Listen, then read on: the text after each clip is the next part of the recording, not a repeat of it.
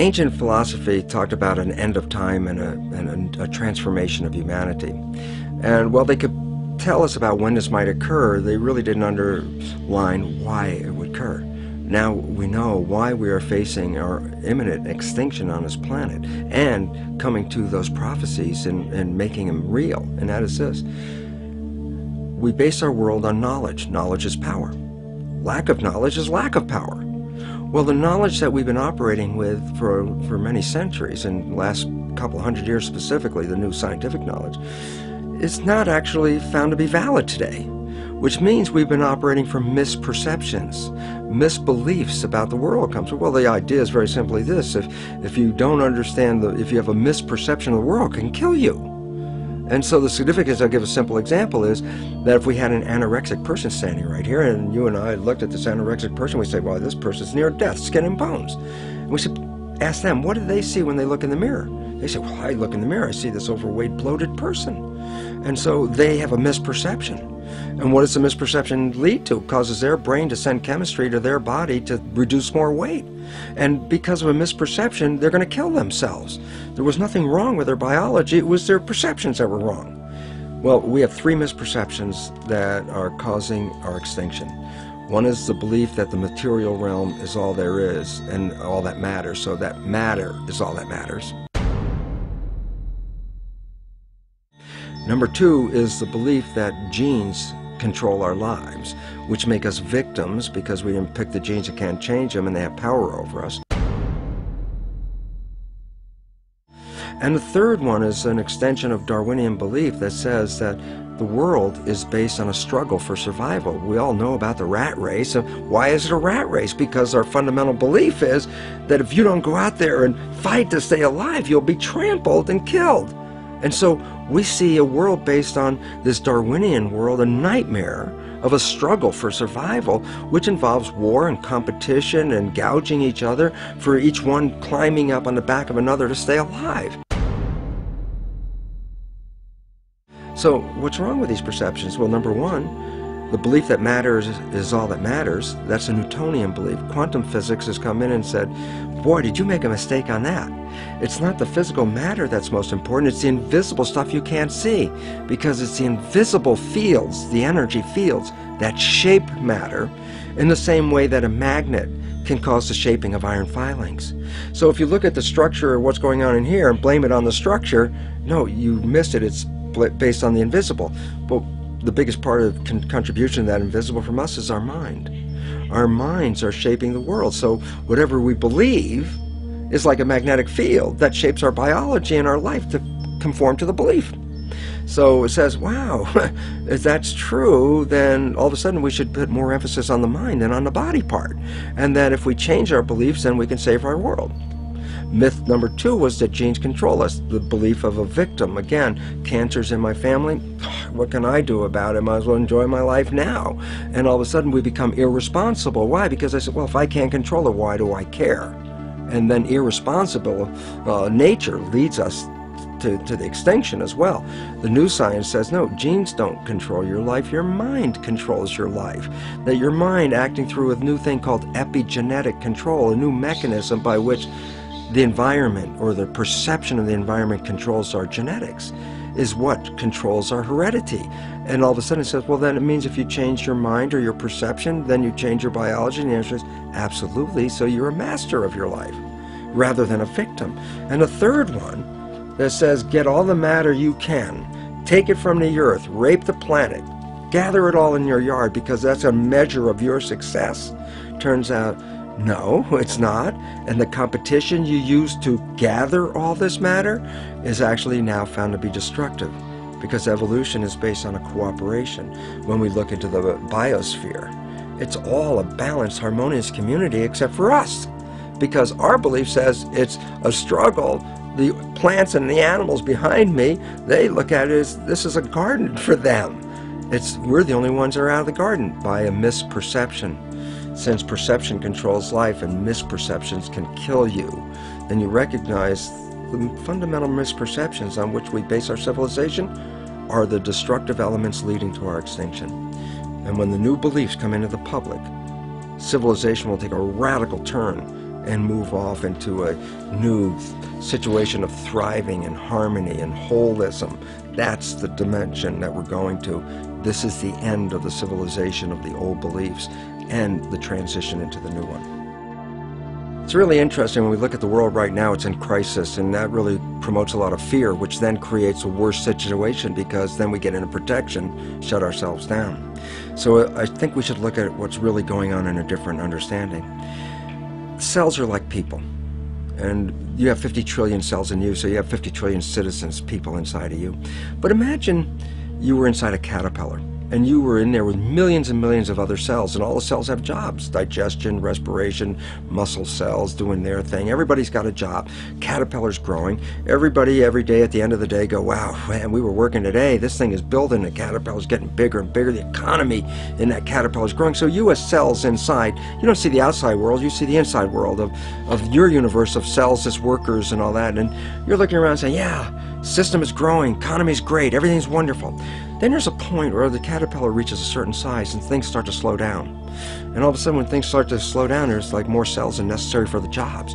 Cells start getting laid off. Actually, what's happened. And many cells in this fear state actually commit suicide, which in biology is called apoptosis. They actually commit suicide because they look around going, oh, the thing's falling apart. Everybody's losing their work. It seems like it's coming to an end. And while everybody's in that panic fear, there are other individual cells in there that are not panicked. These other cells, genetically identical, but have a different vision. And they're called imaginal cells. That's the name of them. And these imaginal cells, they're in the midst of all this falling apart of their civilization, are looking and say, there's something better and more beautiful in front of us. They're the ones that create the butterfly. So from the same population that's going down with the caterpillar, many of these imaginal cells, which are the equivalent of cultural creatives, have a new vision for this civilization, saying, wait, restructure this thing. We can restructure this. We can make something far better. What's happening in the world today is the end of the caterpillar. And the imaginal cells are making themselves known with new ideas, new visions, and new ways out, because there is a far better way out. It's not the end at all. And most importantly, it's the young people have to recognize they're the population of imaginal cells, because it's up to them to take what was brought into the civilization and restructure it so that they can build that butterfly civilization that is far more magnificent. So rather than looking at fear, right now, look at this as the moment of opportunity, because there's something so much better on the horizon, but we can only get there by eliminating the structure as it is now, because the structure as it is now is providing for our extinction. Why is the myth perception of genes such a problem? And the answer is, if you buy that genes control you, then you buy yourself as a victim. And as soon as you buy yourself as a victim, you let go of your power in creating life. The new science of epigenetics totally reveals that this is not true, and in fact takes the mind and uses that as the shaper of the physical world.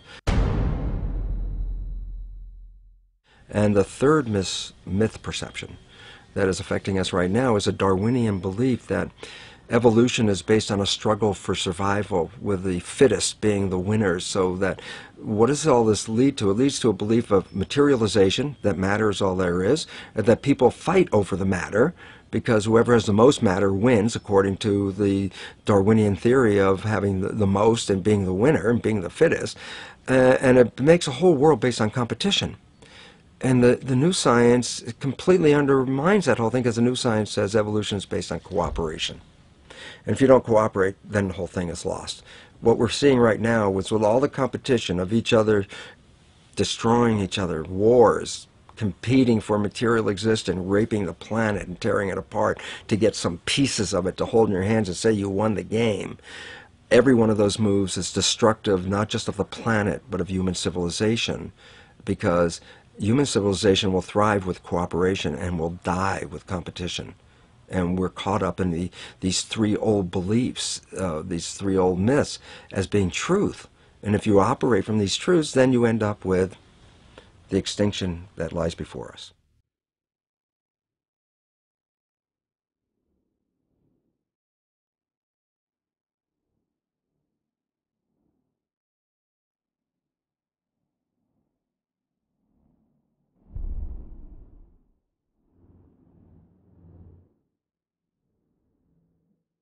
Nice to see you, Michael. Good to be here, Gary. This, I believe, calls into question Darwinian's theory of evolution. Is that correct? Yes, Gary. Essentially, that theory says that human beings like us have been around for about 100,000 years. And before that, you would have had only ape-man-like creatures. Before that, apes and monkeys. What we found, however, when we looked into the entire history of archaeology, my co-author and I did 8 years of research. We looked at every archaeological discovery that's ever been made, and what we found is that there are hundreds of such discoveries that indicate human beings like ourselves have been around for literally millions of years. You know, we had to do 8 years of research, translate papers from German, Russian. You referred to in India the Vedic literature? Well, yes. What is that? I was saying in the beginning that we do take our inspiration from these ancient Sanskrit writings of India. They're collectively called the Vedas. Among them are the Puranas. Purana is a Sanskrit word. It means history. Now, these histories tell of human civilizations on this planet going back millions of years. How do we know those are accurate? Well, that was our question too.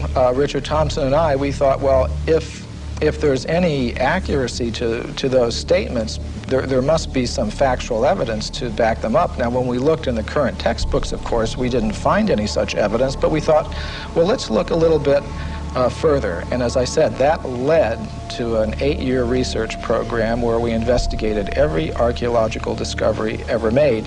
And what we found is that, practically speaking, archaeologists and anthropologists have buried almost as much evidence as they've dug up. In other words... Or perhaps overlooked, cast aside? Well, yes, cast aside. And there have been some outright cases of suppression where people who have reported such things have had their careers ruined. We should never, I don't think, be afraid to investigate opposing points of view. This human person who looked like us, existed millions of years ago, did not evolve from an ape, as we are led to believe in the Darwin theory.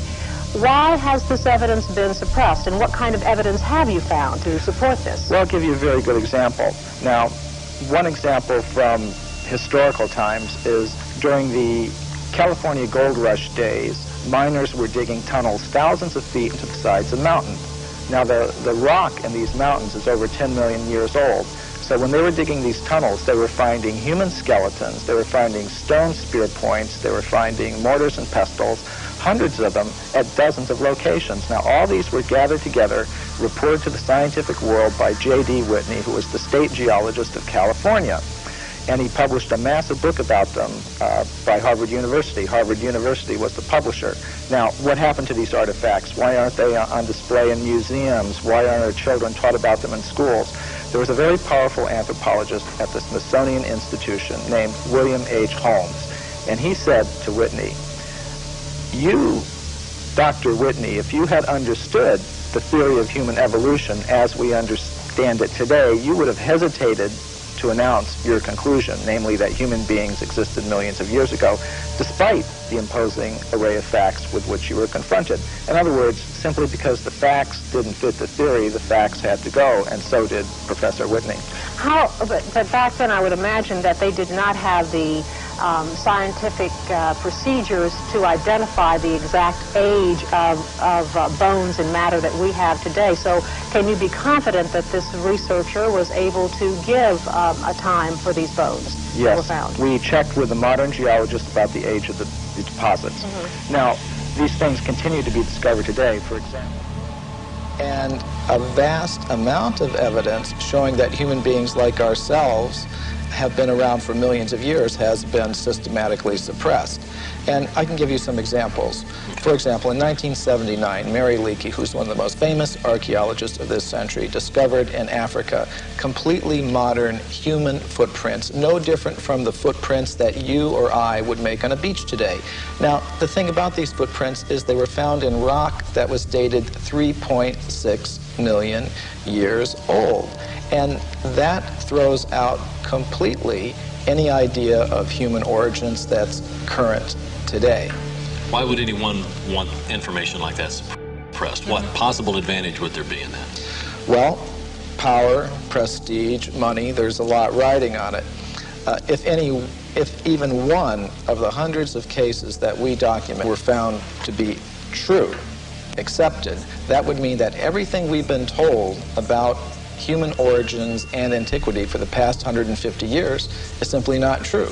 And I don't think that the current establishment is ready to admit that.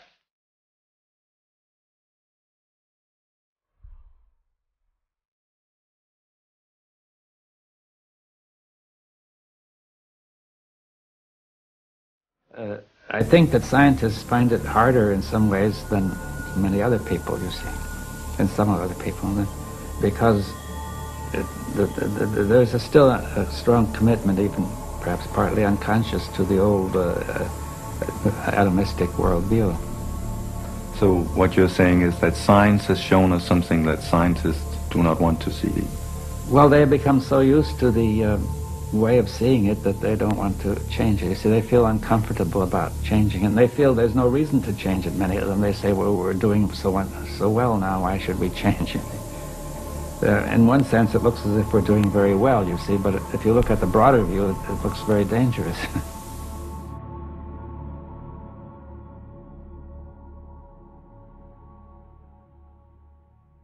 In the 1840s, there was a scientific magazine called The Geologist, and it reported that in Macoupin County, Illinois, which is right here in North America, in the United States, a human skeleton, just like ours, had been uncovered in a coal mine, in solid coal, 90 feet deep underneath the ground.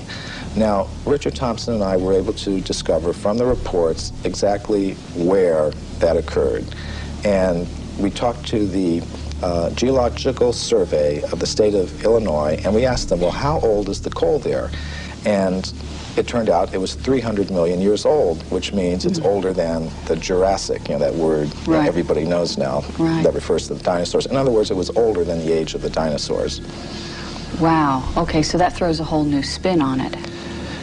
Yes, indeed it does. And some of the scientists who have read the book have obviously recognized that. For example, William Howells, who is one of the big anthropologists of this century, one of the architects of the current paradigm, he said, well, if what you say here is true, it more or less throws a monkey wrench into our whole picture of how life originated on this planet.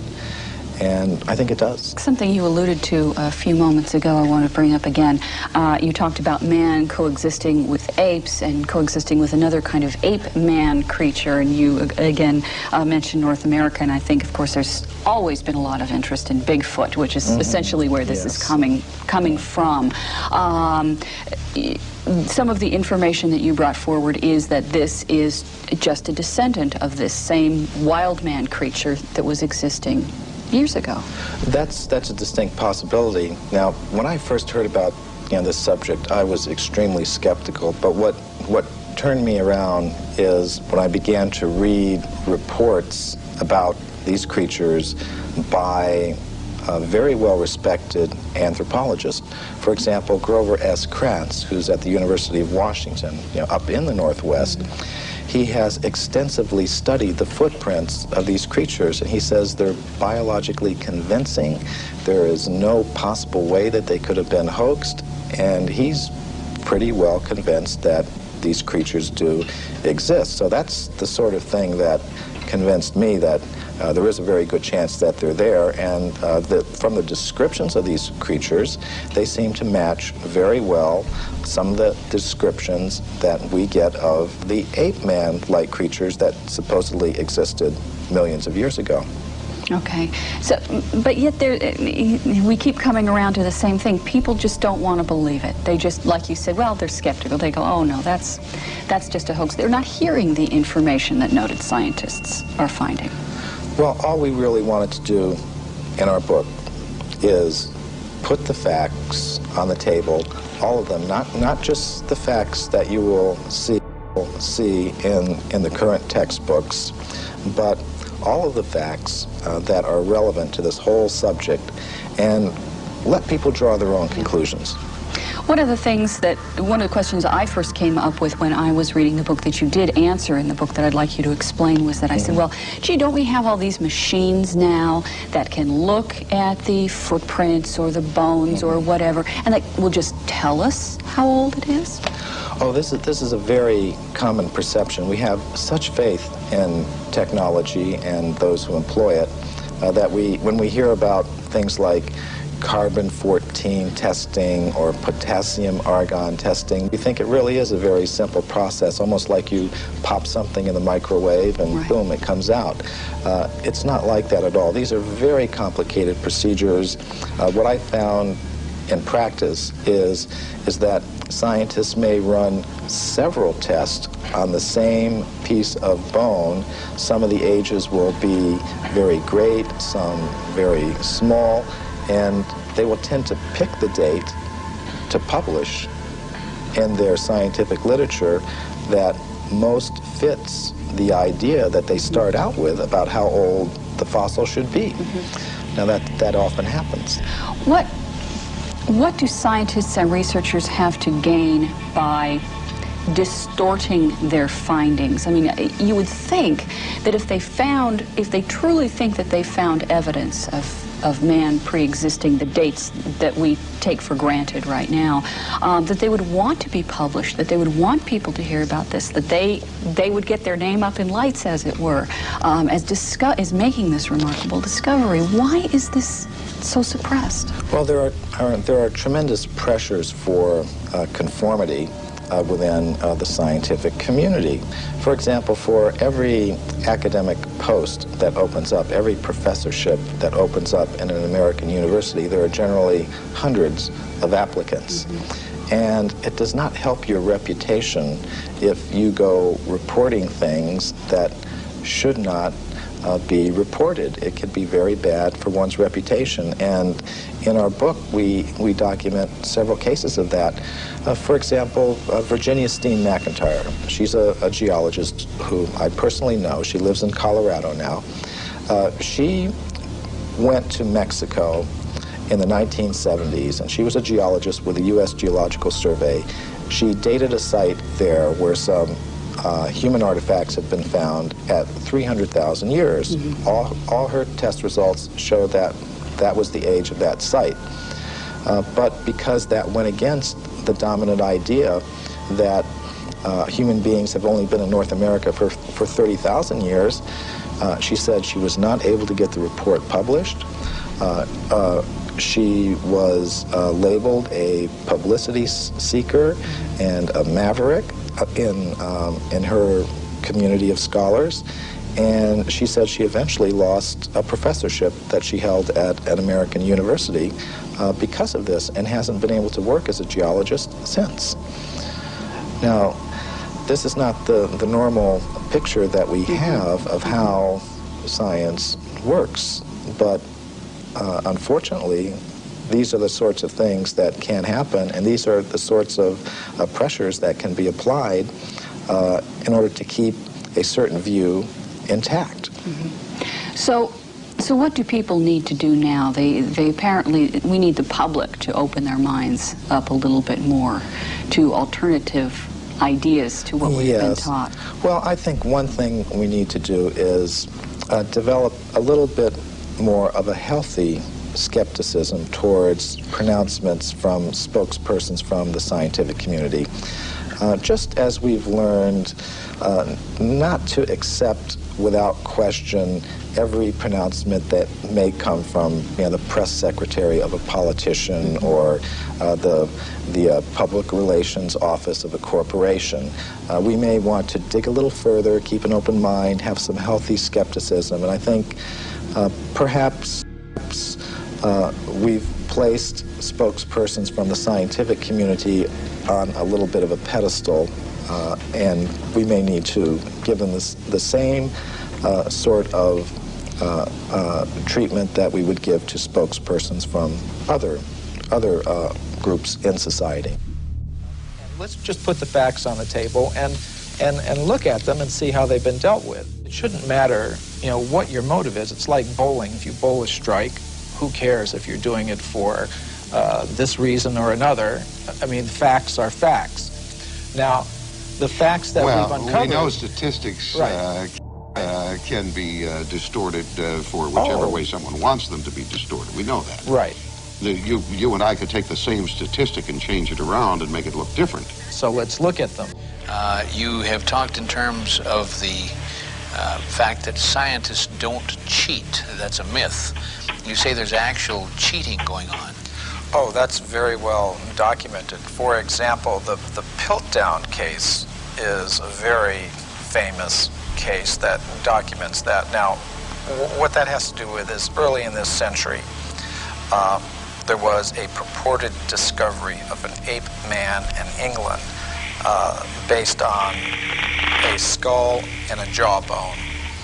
And this Piltdown ape man, was in the science textbooks for about 40 years. And then suddenly it was revealed that the British Museum had tested these fossils and determined that it was a very elaborate hoax.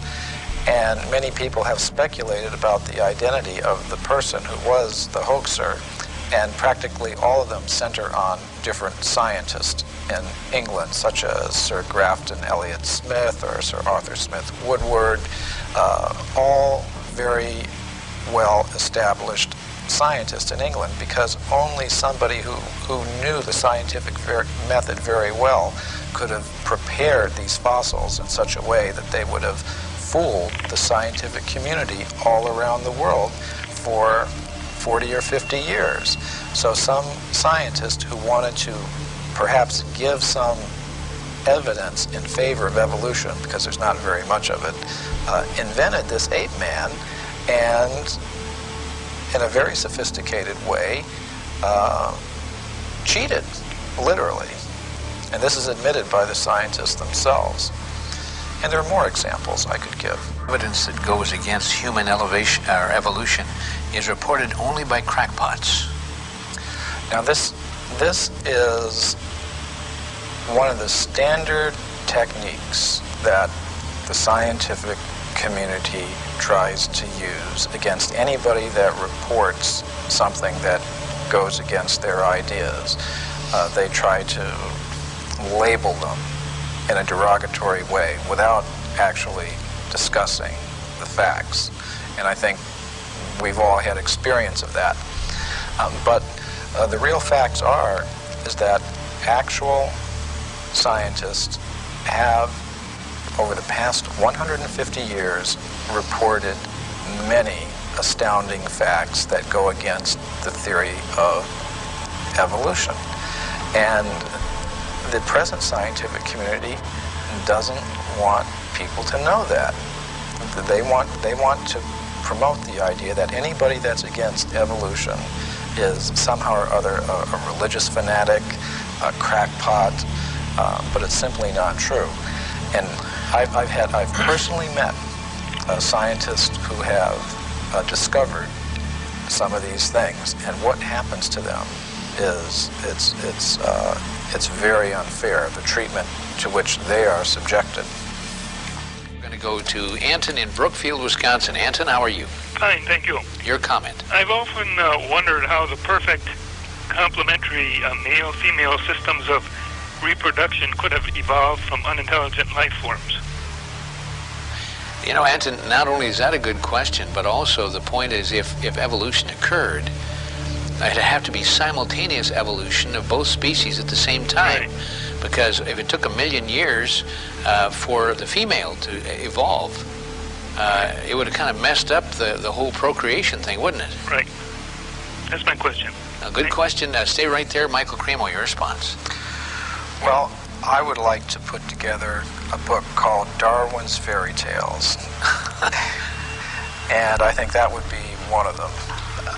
You can just look at so many examples of complex structures and behaviors in different creatures, whether it's how the spider learned to spin its web, or how our human reproduction system came about, or any of these things. They're a complete mystery. They're not explained even theoretically by the evolutionist, and what they do is, when they want to explain anything, they just wave their magic wand and said, it happened by evolution. And that's why I call it Darwin's fairy tales. If you were to predict what archaeologists might find, you would say, well, they would tend to find a very bewildering mixture of anatomically modern human fossils, ape-man-like fossils, crude stone tools, articles indicative of a higher level of culture, all sort of mixed up and going back, hundreds of millions of years. Mm-hmm. I think you might also predict that given the biases of investigators towards a linear progressive idea of time, with things beginning in a very simple state and progressing in a linear fashion to a more advanced state, that they might edit that record to conform to their linear progressive biases. And indeed, both predictions we found in our investigations do come true. You actually do have that very bewildering, mixture of advanced artifacts and bones mixed up with more primitive ones, going back hundreds of millions of years. And you also do find a very systematic editing of this record to conform to a linear, progressive, you might call it evolutionary, view of things, which is quite amazing.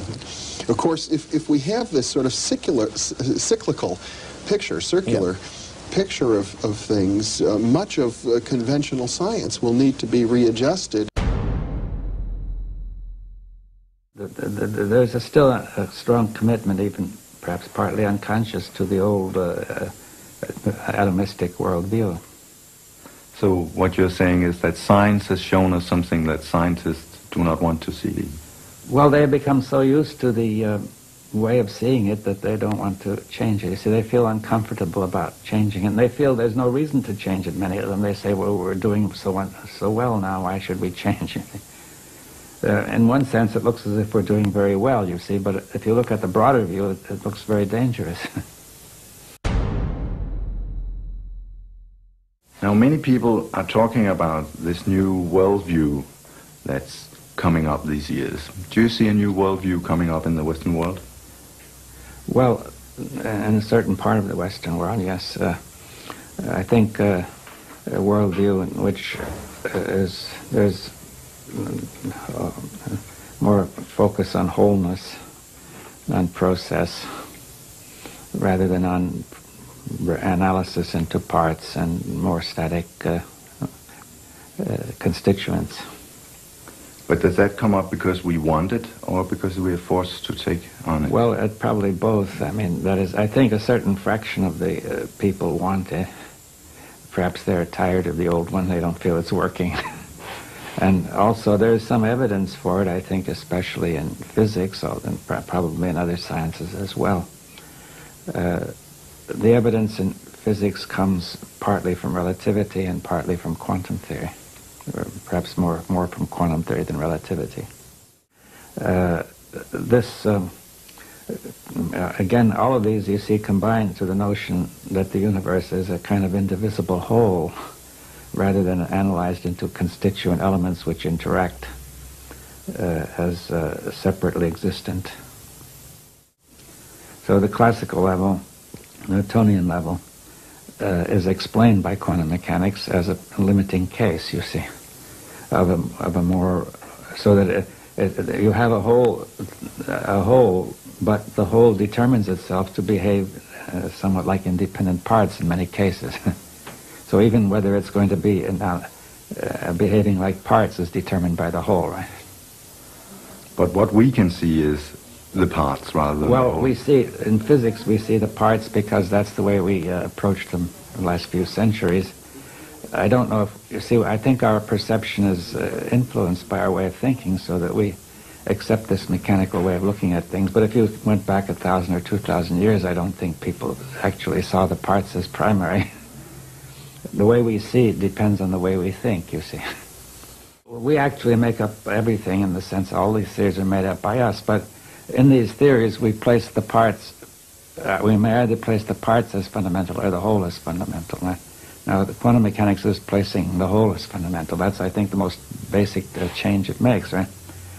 Finally, every theory is made up by us, and we're going to see whether we can apply it coherently to reality. You see that I think we could make an infinity of different kinds of theories, and some of them would be more coherent than others, you see. For example, if somebody is said to be mentally disturbed, he has another theory which we think is incoherent, but to him it looks coherent, right? Because we can always ignore what is not working, you see. Or we say we'll solve that later. You just said that in reality we make it all up, not just the parts, but also the wholes. Could you explain? Well, I think that's the question. What is the relationship of theory to reality, you see?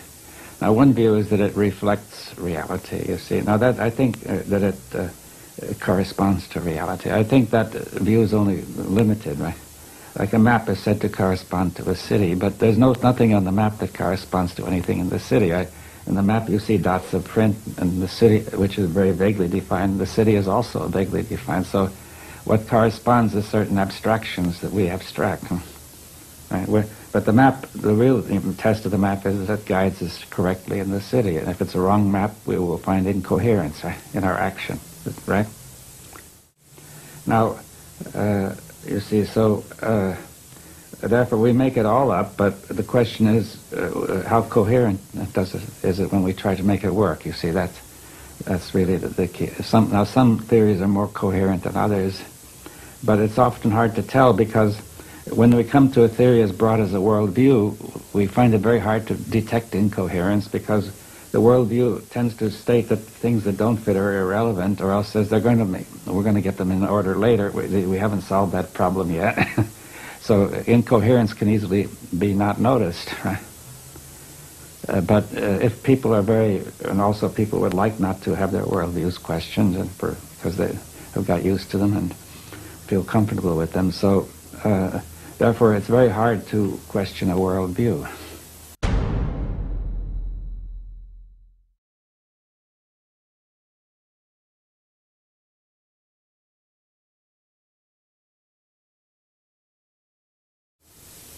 But in effect, that's what you are doing. Yeah. And in effect, you are questioning the whole Western worldview. Yes. Well,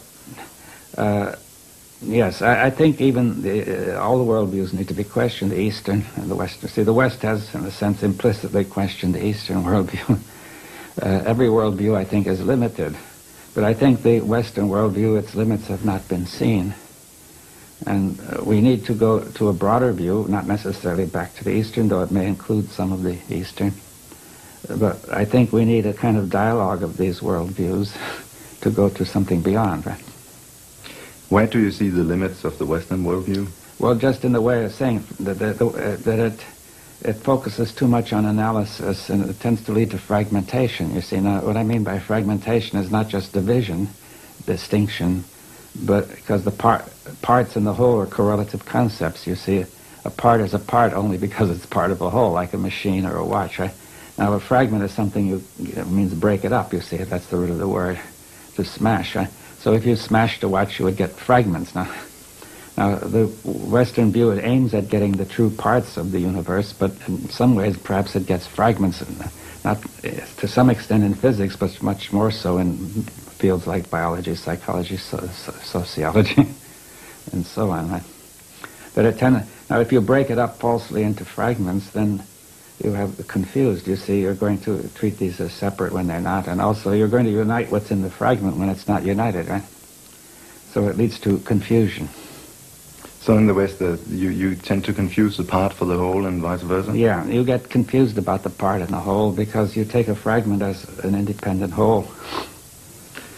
But if you take the true whole that includes everything, it would also include you and include your perception of the whole. Yes. So could you ever tell me your way of perceiving the whole to anyone else?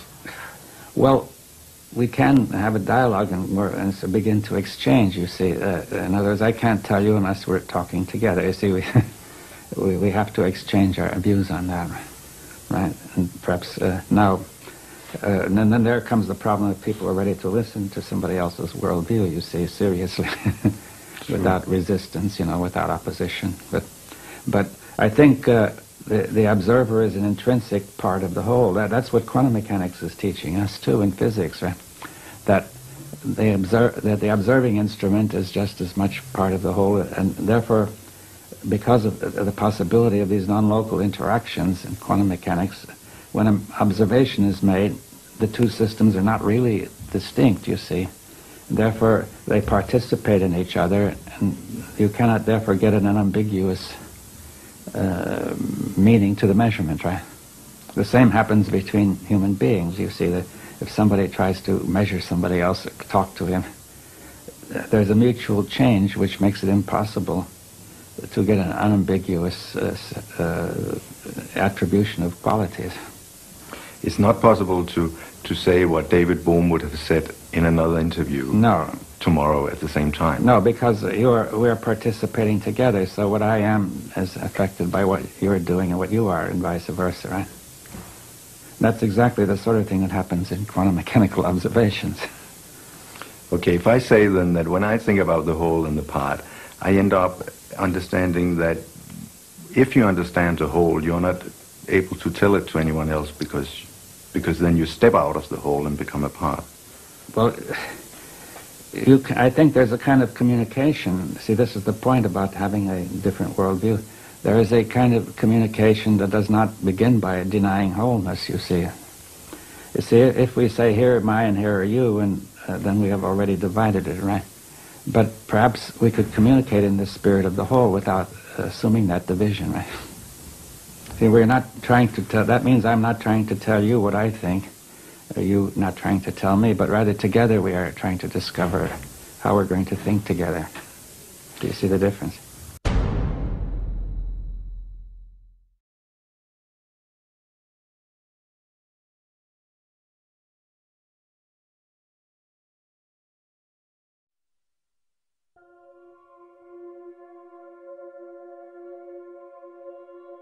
So you eventually became a biologist. What did you actually learn then?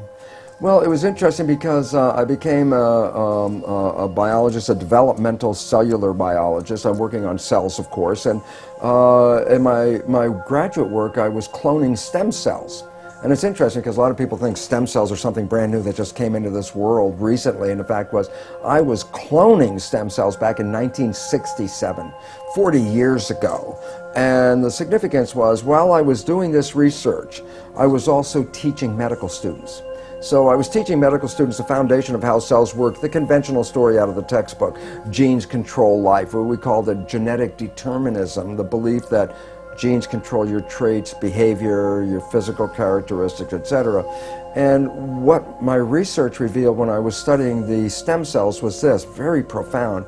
I put one stem cell in a petri dish all by itself, and it would divide every 10 to 12 hours. So it'd be 2, 4, 8, 16 cells, 32 cells.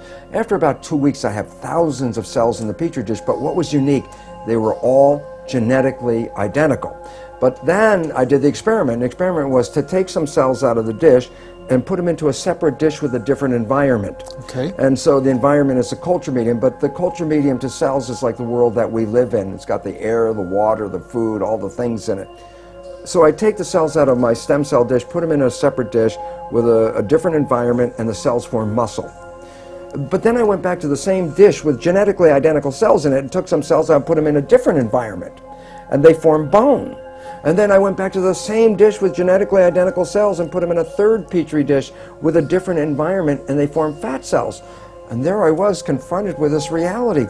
All the cells are genetically identical, but they had different fate, fat, muscle, bone. I said, simple question, what controls the fate of cells? And the answer is the environment. It was the only thing that was different because they were all genetically identical. So I started to really say, oh my goodness, here I am teaching genes control life to the medical students. And yet the cells were revealing to me that, hey, they all had the same genes, but it was the environment that I put them in.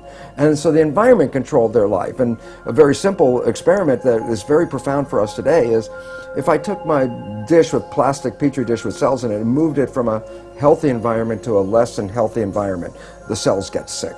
And if I were a doctor of cells, you might say, well, what kind of drugs would you give these cells? And it turns out, no, you don't give the cells any drugs. You just take the dish from the bad environment, put it back into a good environment, and the cells will innately, naturally come back to health again. So, how did this realization impact you at the time? Because you were teaching something completely different. Yes. You did this experiment and you realized what you were teaching wasn't the full truth. Oh, absolutely. And then I had a problem with my colleagues because, first of all, they doubted my work, and then I brought them into the experiments and I had them observe them, watch them, and they all said, wow, yeah, the environment controls the cells. But they wanted to marginalize it, so they would say, oh, that's an exception or an anomaly because we're teaching genetic control. It didn't fit the story.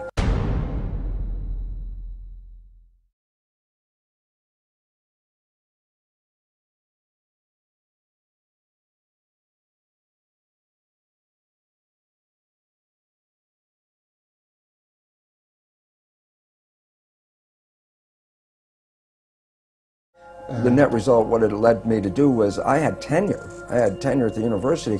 I walked out of the university and said, look, I can't keep my integrity and at the same time teach something I know was patently wrong.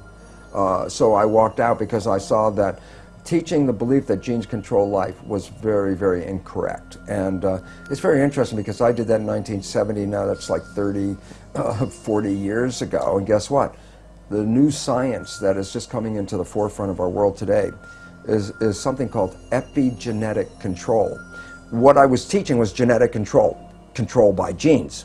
The new science, which is now coming around, is called epigenetic control. And what that means, you understand the prefix epi means above. So you say epidermis, that means the layer above the dermis skin. If I say epigenetic control, literally it says control above the genes. And this is the new science. And why is it profound?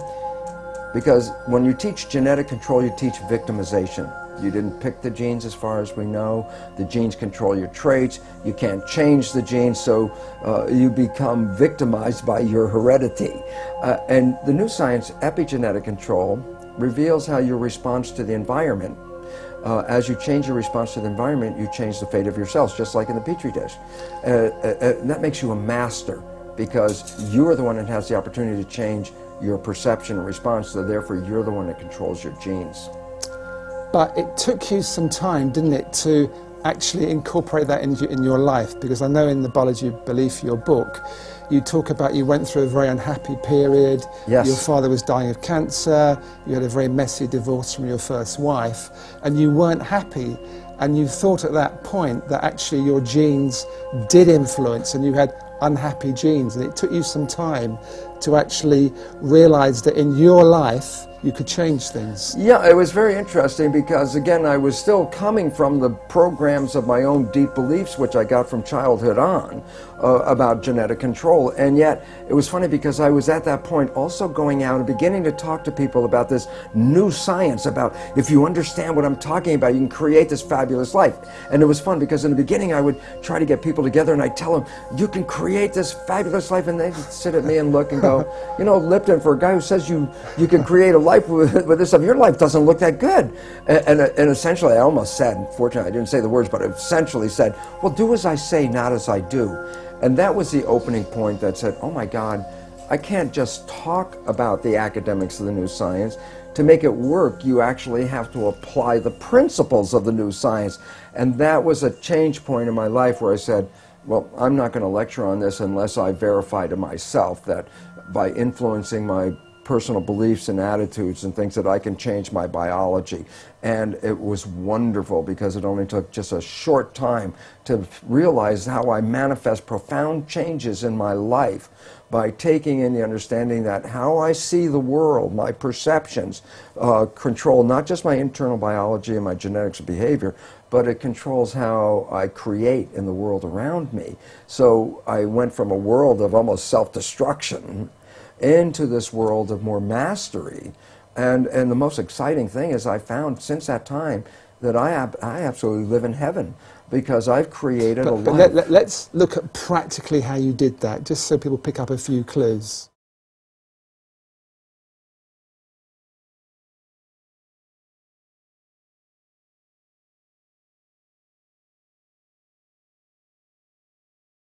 Okay, well, the first thing is this. The work showed that your mind's perception of the world changes your biology, the chemistry of your body, which changes your cells. And I said, okay, so if you control how your mind operates, then you can control your chemistry. But then here's where the problem comes from. There's two parts to the mind.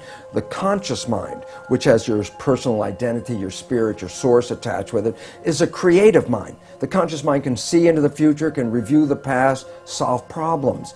The subconscious mind, the other mind, is more of a habit mind. That's when you learn how to do something, and once you learn how to do it, you don't have to think about it, it's automatic.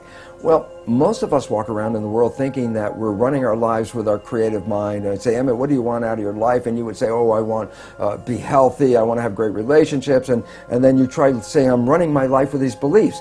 But science has now revealed that we only run our lives with our conscious mind at most about 5% of the time. So we're running on these subconscious programs. 95% of the time. Okay. And then the issue is, well, where'd you get the fundamental programs that you operate from? And here's the thing I learned is that it's in the first 6 years of our lives that the brain is in a functional state, an EEG state, the electrical activity, that is not even in consciousness. A child doesn't even reach conscious brain function until about 6. So the first 6 years of your life, your brain function is lower frequency. It's called theta, which is like a hypnagogic trance, a hypnosis. So the first 6 years of your life, you're like a television camera, recording everything around you, everything you observe, just going in from your observations into your programming. So we acquire beliefs and attitudes and behaviors, not from ourselves, but from our parents and our family and our community. These become the fundamental beliefs. A very interesting point. The Jesuits were very proud. They would say, give me a child until it's 6 or 7 and it will belong to the church for the rest of its life. What they were saying was what they knew, which science is now finding out. The first 6 years are programming. Yes. And whatever program you get, that will be the rest of your life. So that's why they said, just give me the first 6 years. And it turns out they were precise. The first 6 years is download a program, and that's when you get your behaviors from those around you. So you were able, by realizing this, to then look at how you were living your life on a practical level and say, I am not going to be governed by these pre-programs. I am going to live my life in a more conscious way. Am I oversimplifying this? Yeah, that's a fundamental statement of how it works, but it's not as easy as, oh, okay, I've just changed my thinking about it. It's like, well, because as the thinking is not that much in our control. The brain is operating, as I said, 95% from the subconscious. But how did you actually then get results in a relatively short space of time? Well, the first thing, how does the subconscious learn? And that's a very critical thing. The conscious mind can learn from reading a book. So the subconscious mind can read a self-help book and you go, wow, that sounds really great. And then you find you read the book, but your life is still the same. And it turns out, why? And the answer is because the subconscious mind is more of a habit mind, things that you repeat over and over again. Yes. So the reality is, if you can stay conscious, be present, and when those negative thoughts come in our head, and psychologists tell us 70% of the time, the thoughts that are going through our head are negative and redundant, so the same negative thoughts are going through. If you could stop those thoughts, if you could hear them as they come through, like, oh, that's not going to work, or this will never happen, those kinds of thoughts. If you can hear them and stop them consciously, say, no, change the belief right there, just give the more positive thing. As you repeat this more frequently and you keep repeating it, the subconscious mind begins to learn. So as a habit, if you stay conscious, and you have to work at it, and here's why people say, well, how come only 5% from conscious mind, 95% from subconscious? Because the conscious mind can think into the future and think into the past and solve problems. Then think about it yourself. Most of the time, you're thinking about something. Well, if you're thinking, you're using the conscious mind. Well, if you're using the conscious mind for thinking, then who's running the show? And the answer is, when you're not paying attention and you're thinking about what I'm going to do tomorrow, your subconscious is running the show. So you used the words, be present. Be present. which be mindful. we hear a lot. So be mindful, which really means be aware of what's going on.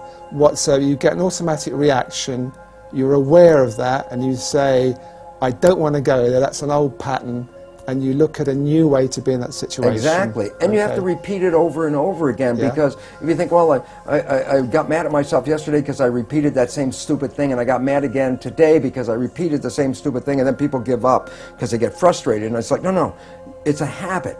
So you have to every day, but ultimately you can repeat it. Yet there are, fortunately now, very many new healing modalities that can help you rewrite the subconscious beliefs much faster. So I get very excited because some of this may take work for people, because you have to really be present, and yet we're so bombarded with information and our lives are so busy that our conscious mind is almost always wandering, trying to resolve issues and problems and things we have to work out, which then means the subconscious mind is running the show. And it's very interesting, because most people will be very familiar with this story. I tell it to my audiences and they all laugh because they're familiar with it. And I say, look, you have a very close friend. You know your friend's behavior. And you happen to know your friend's parent. And at some point you see that your friend shares the same behavior as their parent. So you casually volunteer, you go, you know, Bill, you're just like your dad. And that's when you have to back away from Bill, because Bill's the first guy that says, how can you compare me to my dad? And everyone laughs because they're familiar, but I say, no, there's two very profound points from that one story. And profound point number one, everybody else can see that Bill behaves like his dad. He got his programming from his dad. It's only Bill who doesn't see it. And profound point number two, we're all Bill, because all of us got programming, and all of us operate with these programs, and we don't even see we're doing it. That we, even when told we're doing it, will deny that we do these behaviors, because we don't even see when we're doing. That's why it's called subconscious, below conscious. Because you went from, and I'm quoting from your book, wanting to be anyone but me, to being, I think you quote yourself as the happiest man in the world. You felt so happy. Oh my So you gosh. proved that this can work. Well, I had to, because I said when I first started talking about it, it was from an academic, conscious point of view. This is what I learned. But my subconscious programs were still exactly the same. So while I had this wonderful knowledge, my life still wasn't anything I wanted to brag about it, because it wasn't. And as you know, that old game, well, who would you like to be? And I could think of anybody I'd rather be than me. And yet, when I started to apply the new science and rewrite the subconscious so it supported me, rather than the programs of limitation or disempowerment that we get from our parents and our community as children, which almost all of us get, when I put in the new programs, all of a sudden I started to find, my goodness, my life completely turned around. All wonderful things started happening in my life. I was healthier. I haven't been to a doctor in 20 years. I don't need that. I don't take any of their drugs. Why? Because most of the illness is just from the stress of not living in harmony. And when you learn to get rid of the limiting programs that we got as children and put in programs that support you, guess what? Then all of a sudden the place turns into heaven. And it's interesting, people, I tell people, well, you create your own life, and then they look around and go, I don't want responsibility for this, but I say, well, you didn't know you were creating with these unconscious beliefs.